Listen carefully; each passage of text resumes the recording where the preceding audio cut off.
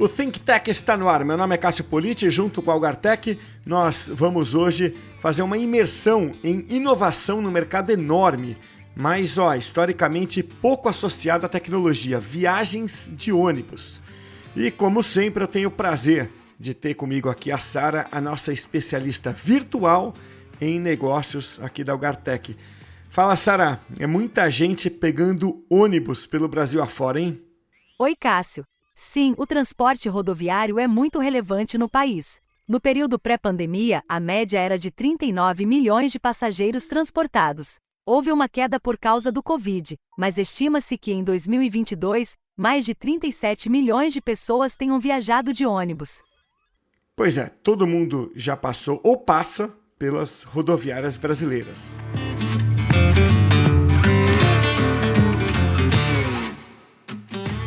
Para o bate-papo de hoje, eu tenho a honra de receber aqui no podcast o Breno Moraes, que é CEO e fundador da Diônibus, que é um marketplace de viagens rodoviárias com destino para tudo que é canto que você pode imaginar. Porque o transporte rodoviário no Brasil é muito forte e, naturalmente, tem players que facilitam a vida de quem vai pegar um ônibus, muito diferentemente do que era no passado, que você tinha, às vezes, carnaval, que lá na véspera da viagem na rodoviária garantir o seu ticket, né, o seu bilhete, para poder embarcar. Breno, muito bom ter você aqui. Obrigado por aceitar o convite para bater esse papo. Maravilha, Cássio. Prazer estar com vocês aqui. Prazer é nosso ter você aqui. Breno, é isso que eu falei aí, né? O marketplace de viagens rodoviárias vem muito a calhar, porque me parece que os players do turismo, né, evoluíram em ritmos diferentes ao longo da história. Se você olhar, né, faz bastante tempo que você já compra passagem pela internet de avião com razoável tranquilidade, com uma razoável experiência. Claro que vem evoluindo ao longo dos anos. Houve um momento ali, alguns anos atrás ou décadas atrás, em que você até tinha receio de comprar pela internet, achava mais seguro comprar por telefone, até que a coisa foi pegando, e assim foi para hotéis, assim foi para aluguel de carro, assim naturalmente foi para passagem de ônibus. Como é que está especificamente nesse mercado essa integração com a tecnologia, essa intimidade com a tecnologia, né, já que passagem de ônibus é algo tão popular no Brasil? Tá, vamos lá, Cássio. A Diônibus tem 11 anos que a gente está no mercado, né? Então são 11 anos desde a primeira venda, 12 anos trabalhando nesse projeto, e ao longo desses últimos 12 anos, né, o mercado mudou bastante, o mercado rodoviário, e a gente teve a oportunidade de acompanhar boa parte dessa transformação, né? Então, quando a gente começou a trabalhar no projeto em 2011, na época, assim, era muito difícil encontrar dados do mercado, então entender a dinâmica do mercado, quantas empresas, quais são as empresas, como chegar em um destino, onde comprar, além da rodoviária, era muito difícil ter acesso à informação. Nessa época também, eram, pelo menos no transporte regular, você tem pelo menos 300 empresas, então é uma quantidade muito grande de empresas, a informação muito fragmentada, e na época, algo em torno de 30% das empresas tinha a venda online, né? Então a venda pela internet, ela ainda era muito tímida, era menos de 1% do total de vendas das empresas de ônibus. Historicamente, né, essas empresas elas sempre tiveram vamos dizer assim, o monopólio do canal de venda. Então, aquele guichê na rodoviária, se você quisesse comprar sua passagem de ônibus, você tinha que passar no guichê da rodoviária, onde a própria empresa de transporte faz a gestão daquela venda. Então, ela nunca teve necessidade de trabalhar em parceria com outros canais, né, buscar novos canais de venda ao longo das décadas. Também nunca teve a necessidade de se preocupar com estratégia de preço, com concorrência, né? Sempre foi um mercado regulado no Brasil. Inclusive, a precificação, faz poucos anos que foi liberado no transporte rodoviário a livre precificação para estimular a concorrência. e um serviço um pouco mais barato para os viajantes. Então, acho que era um cenário naquela época muito diferente do que a gente vê agora, né? E eu acho que ao longo dos anos a gente teve a oportunidade de acompanhar essa transformação, né? Hoje a gente encontra mais facilidade na entrada de empresas de ônibus para operar no Brasil, o que estimula a concorrência. A gente tem livre precificação no mercado, então hoje é possível você encontrar, da mesma forma que você encontra no mercado aéreo, se você pesquisar com antecedência a sua passagem, muito provavelmente você vai pagar mais barato do que se você for comprar sua passagem de ônibus um dia antes ou no dia da viagem, né? Embarque direto, né, que simula um pouco o check-in dos aeroportos, então você não precisar mais passar no guichê, você ir direto para o ônibus com seu bilhete eletrônico, seu cartão de embarque, e embarcar direto no ônibus. Então, assim, é um cenário bem diferente, né? Quando a gente começou na de ônibus, a gente começou com algo em torno de 20 empresas cadastradas na plataforma. Hoje a gente trabalha com 300. Né? Então, ao longo dos anos também, foi um desafio muito grande, né? Aumentar, unir o conteúdo rodoviário brasileiro em um só lugar e levar isso de forma simples, fácil, né? Forma rápida para os viajantes, para quem quer planejar uma viagem rodoviária. Então, Breno, muita coisa que evolui, né, na vida, é aquele velho ditado, né, pela dor ou né, pelo amor ou pela dor, né? Então a gente vê que em diversas áreas você teve uma evolução porque era bom para a indústria, né?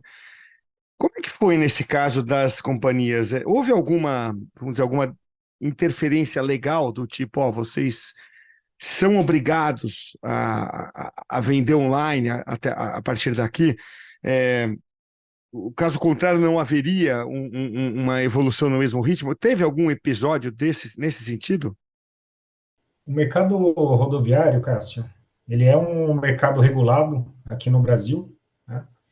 E ao longo dos anos, né, muitas mudanças foram acontecendo, impulsionados por mudanças regulatórias, né? Então, um exemplo, nessa época, lá para 2012, 2013, era interesse do órgão regulador que as empresas vendessem suas passagens pela internet para melhorar o serviço para os viajantes. E na época, como eu comentei, era uma porcentagem muito baixa das empresas que tinham essa venda online. A maioria das empresas que a gente visitava na época ainda fazia gestão pelo Excel, tinha uma gestão, uma operação bem operacional mesmo, né? Processos operacionais, pouco uso de tecnologia. Em geral, nunca tinham feito grandes investimentos em tecnologia. Né? O simples fato de fazer um site de vendas muitas vezes era visto como um projeto que vai gerar novos custos sem necessidade, porque o canal de venda exclusivo já era deles nas rodoviárias. Né? Então, tinha, acho que, pouco interesse na época, pouco estímulo para as empresas, e nessa época a NTT passou o órgão regulador do transporte rodoviário interestadual aqui no Brasil, passaram a, vamos dizer assim, incentivar as empresas a vender pela internet. Então, deram um determinado prazo para que todas as empresas pudessem criar seu portal institucional e vender pela internet também, né? E ao longo dos anos, né, assim, acho que tem impulso dos órgãos reguladores, mas normalmente as transformações elas são sempre, acho que, impulsionadas pelos usuários, né, pelos viajantes. Então, a mudança de comportamento de lá para cá dos viajantes também foi gigantesca, né? Eu comentei para você, era por volta de 1% das vendas na internet. Hoje é por volta de 30%, está superando 30% das vendas pela internet, 12 E anos segue depois. crescendo. E segue crescendo, né? Ainda está, se a gente pega como referência, mercado aéreo, aluguel de carro, hotéis, mais ou menos 50% das vendas são pela internet. O rodoviário ele ainda está nos 30%, mas crescendo mais rápido que todos ano a ano. Então, muito em breve, ele deve chegar no mesmo patamar que os outros modais do turismo, né?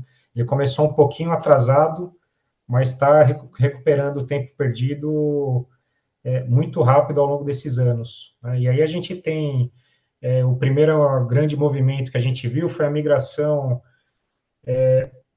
primeiro do desktop para os celulares, né? Então as pessoas passaram a pesquisar mais por celulares do que desktop, isso alguns anos atrás, lá para 2015, 2016, quando a gente começou era 10% das visitas por celular, 90% em desktop. Lá para 2016 era 75%, 80% celulares e os 20% desktop. Então a gente teve essa mudança grande, mas ainda eram acessos em navegadores, né? Hoje a gente já vê uma nova transformação, uma migração muito grande dos navegadores para aplicativo. Ao longo desses últimos anos também com a entrada das novas gerações no mercado de trabalho, né? Uma geração que já cresceu usando aplicativos, digitalizada. Então a gente vem acompanhando também essa transformação nos hábitos e o que está impulsionando também, não só as empresas de ônibus, mas acho que todo o ecossistema rodoviário a se adaptar e se preparar para os consumidores do dia de hoje, né? E a questão de preço, hein, Breno? Porque quando você tem mercados muito regulados, né, como o nome já diz, você não tem toda a liberdade liberal, né, e econômica que você tem em outros mercados, né? É, então, eu lembro que quando você ia comprar, você até mencionou, né, você ia comprar ali uma passagem, né, para, sei lá, para o Réveillon, daqui a 3, 4, 5 meses, você pagaria o mesmo preço que você paga no dia da viagem. Como você falou, a companhia aérea é muito diferente, né? Você, quando é disciplinado e consegue comprar muito antes, você paga bem mais barato. Numa emergência em cima da hora, você paga uma fortuna numa passagem, né? É, isso mexeu de alguma forma com o mercado e mexeu também com a forma de fazer essas ofertas online, porque isso acaba sendo uma ferramenta, né, para quem vende passagem, você jogar com preço, promoção, prazos e tudo mais. Eu acho que com essa mudança regulatória que eu comentei, com a autorização do órgão regulador para as empresas de ônibus poderem definir seu próprio preço, muita coisa mudou no mercado, tá, Cássio? Se a gente pegar um recorte de uns 7 anos atrás, tipicamente numa linha entre duas capitais, você ia ter uma ou duas empresas operando, o mesmo preço sempre. Então, se você comprasse 2 meses antes ou no dia da viagem, o mesmo preço, com pouca flexibilidade de trabalhar promoções, cobrar mais barato ou cobrar mais caro, né? Era um preço sempre regulado. Se a gente pegar esse recorte hoje, né, vamos pegar assim uma linha tradicional entre duas capitais, em vez de duas empresas operando, em alguns cenários como São Paulo, Curitiba, por exemplo, você já encontra 7, 8, 9 empresas operando, então uma concorrência maior entre empresas. Com essa concorrência, também tem um estímulo maior das empresas por trabalhar preços atrativos e, consequentemente, torna o transporte rodoviário mais atrativo para os viajantes, né? Então, é um movimento que acho que não só está desafiando as empresas de ônibus a aprender, né? Eu acho que é um novo desafio que antes eles não tinham, né? Antes era, de certa forma, era cômodo, né? Então você esperava todo ano o ajuste de inflação, torcendo para ser um ajuste super alto, né? Mas não tinha a responsabilidade de definir sua estratégia de preço, seja para cobrar mais barato ou mais caro, não era uma grande preocupação. E hoje é um desafio para as empresas de ônibus e que, consequentemente, está tornando o transporte mais atrativo para os viajantes. E para vocês, pessoalmente, especificamente assim, para de ônibus, o Breno, a Copa do Mundo representou alguma grande oportunidade? Porque, diferentemente de Olimpíada, claro, a gente teve os dois grandes eventos aqui, né? Mas as Olimpíadas estavam todas concentradas no Rio de Janeiro. E Copa do Mundo não, né? Você teve brasileiros, estrangeiros viajando para todo lado, né? Imagina sei lá, um italiano que vem ver. Não lembro nem se a Itália jogou essa Copa, mas um holandês que vem ver a Copa do Mundo e quer ver os jogos dele em Curitiba, depois vai até Salvador. Então, talvez consiga alguns ônibus, um preço mais barato do que com passagem aérea, que estava uma loucura. Para vocês, houve alguma influência da Copa do Mundo como um evento de muito transporte no país, um pico atípico ou não? Ah, com certeza, Cássio. Acho que a Copa do Mundo de 2014 foi um grande balizador na história da nossa empresa. Quando a gente começou, inicialmente o nome da empresa era Brasil by Bus, né, era a nossa marca principal. Um dos grandes desafios que a gente estava tentando resolver era unir em um só lugar passagens de ônibus em todo o Brasil e levar essa informação de forma simples e rápida para os viajantes rodoviários, não só do Brasil, mas do mundo inteiro. Então, qualquer turista estrangeiro viajando no Brasil, ele tem a oportunidade de reservar com antecedência, planejar com antecedência a viagem, sem passar pelo mesmo perrengue que a gente passava na época, né? Então, da mesma forma que a gente queria resolver a vida do brasileiro, consequentemente, resolver a vida do turista estrangeiro também, tá? E na época nenhuma empresa fazia isso no Brasil, no mercado de turismo como um todo, tá? Então, o risco de cartão clonado, chargeback nas vendas, fraude de cartão, é muito alto no Brasil. Já é muito difícil você controlar esse risco com dados brasileiros, né, tendo informações públicas, né, das pessoas, etc. E esse desafio ele fica muito maior quando a gente fala de um turista estrangeiro. Então, a gente não tem como validar aquele número de documento, saber se é válido ou não, né? Então, acho que nesse desafio, Cássio, a Brasil by Bus, na época, a gente foi a primeira plataforma de viagens do Brasil a viabilizar a reserva de bilhete rodoviário para turista estrangeiro. Então, a gente nasceu de forma nativa, já em português, inglês e espanhol, e aceitando o pagamento internacional com cartões de todo mundo. Na época, a gente foi um dos primeiros parceiros do PayPal no Brasil, fizemos adaptação da solução deles para a plataforma da de ônibus, de uma forma que a gente conseguisse viabilizar essa venda, e também começamos a trabalhar na própria usabilidade do, do nosso carrinho de vendas, adaptações para o turista estrangeiro. Então, por exemplo, você tem a opção de colocar um número de passaporte em vez de um número de CPF, né, que praticamente nenhum marketplace na época aqui no Brasil tinha essas adaptações. E com a Copa do Mundo, então lembrando, a gente começou as vendas lá para o final de 2012, a gente cresceu no Bootstrap nessa época, então era Bootstrap basicamente sem investimento externo, com o dinheiro que a gente operava das vendas, reinvestia no negócio, vendendo almoço para pagar janta, né? Aquela dor inicial, né, de começar um negócio. E quando chegou próximo da Copa do Mundo, mais ou menos na época do sorteio da Copa, estavam sorteando os ingressos, né, de quem ia conseguir comprar o ingresso para poder planejar sua viagem para o Brasil. Depois do primeiro sorteio, começou assim, realmente, foi quando nossas vendas realmente começaram a acelerar, a crescer, de uma forma que a gente ainda não nem imaginava, né? Então, o Brasil by Bus, até a Copa do Mundo de 2014, ela foi a única plataforma de venda de passagens rodoviárias para estrangeiros. Então, a gente era indicado pelos principais portais de turismo do mundo como um dos caminhos de você planejar suas viagens pelo Brasil ao longo da Copa. E muito provavelmente quem não comprou passagem de ônibus na rodoviária comprou com a gente na Copa do Mundo, né, dos viajantes internacionais.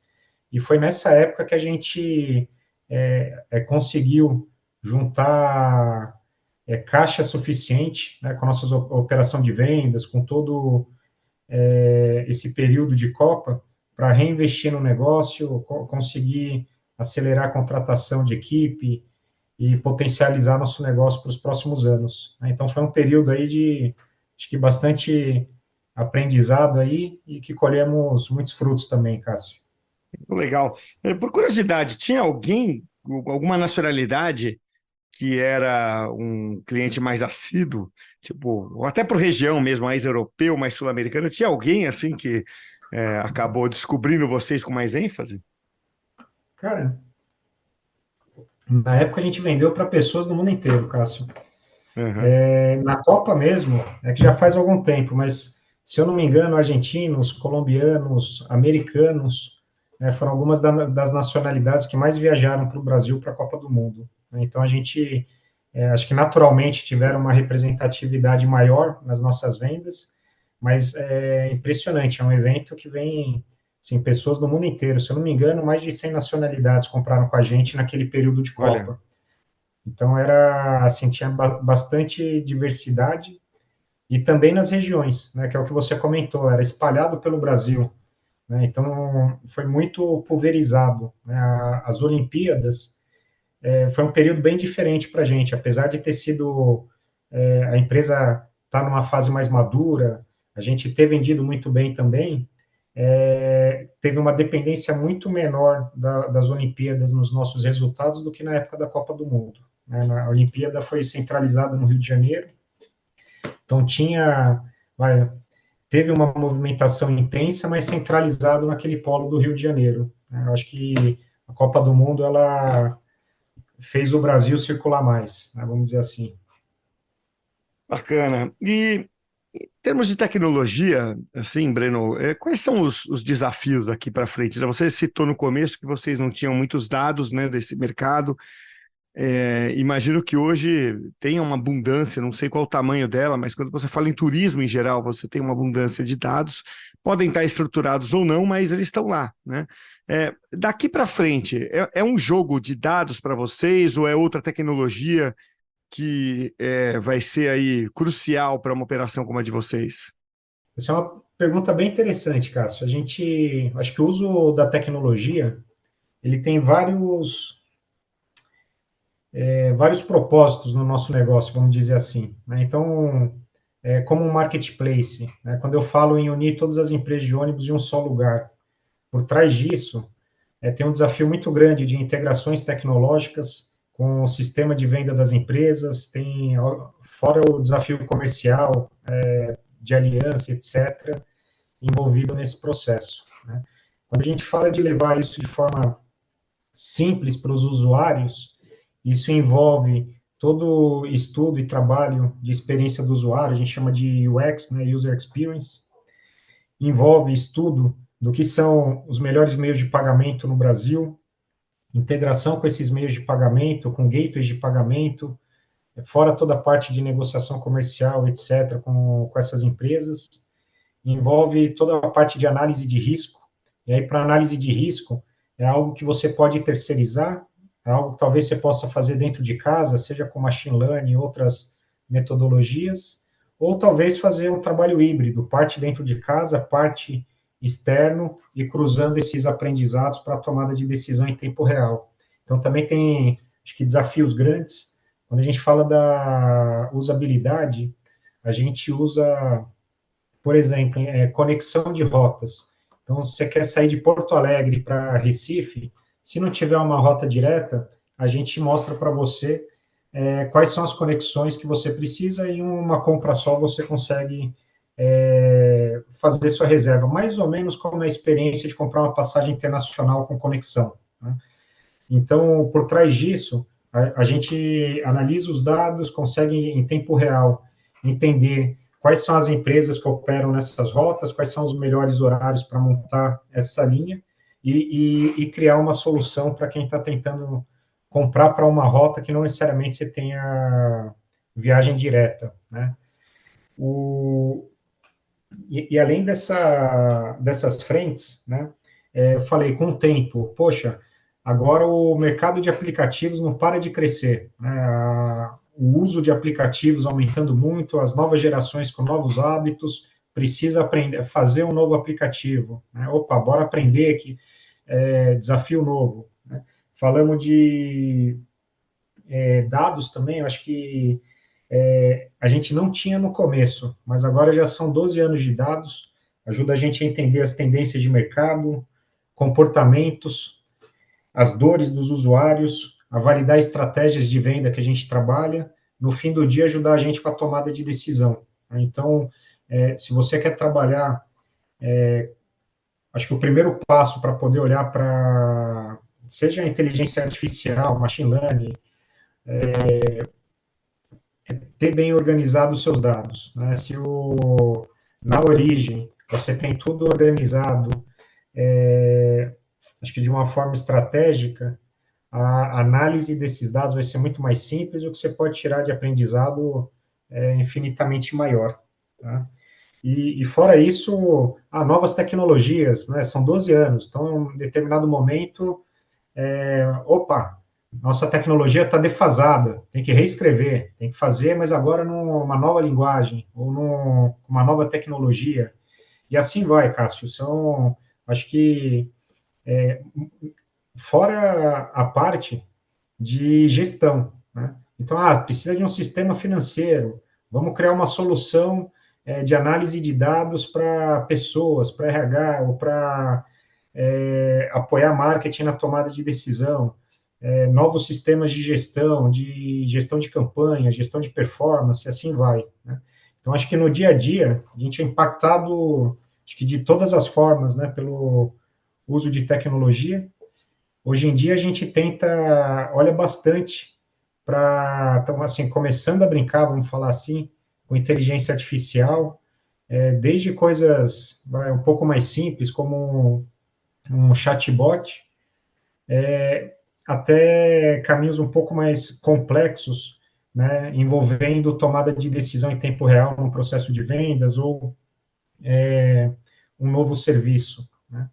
Então, eu acho que são novas alternativas, vamos falar assim, mas ao longo dos anos, eu acho que o que a gente sempre tem tentado fazer é se manter atualizado, testar coisas novas, então não ficar muito apegado a sistemas ou tecnologias que a gente já usa ou que funcionam no dia a dia, mas estar olhando para frente, ver o que tem de novo, o que pode aplicar no nosso negócio, será que tem um parceiro que pode ajudar com isso? Será algo estratégico que a gente quer fazer dentro de casa e tem um time só olhando para isso? Então, é mais ou menos como a gente opera aí ao longo dos anos. Aí estamos empolgado aí para essa nova era da inteligência artificial também. Vai mexer com tudo, né? Aí, Breno, a gente só não sabe como, né? Não sabe se vai ser como estão prevendo aí, talvez de algum jeito que a gente nem imagina, mas certamente vai entrar na vida das pessoas e das empresas.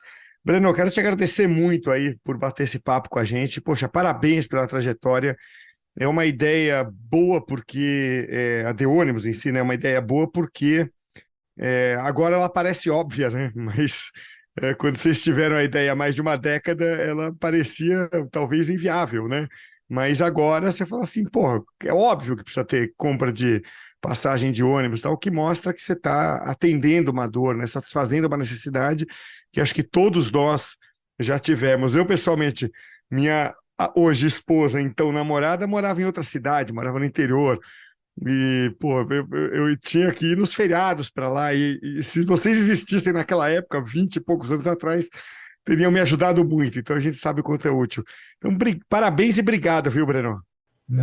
Imagina, Cássio. Prazer estar aqui com vocês aqui. Sempre bom falar de tecnologia, empreendedorismo. E, bom, agradeço o convite. Muito obrigado aí a todos os ouvintes também. Muito bem, vamos chegando então ao final do Think Tech de hoje. Interessante, né, Sara, a Copa do Mundo ter representado uma oportunidade de empreender, né?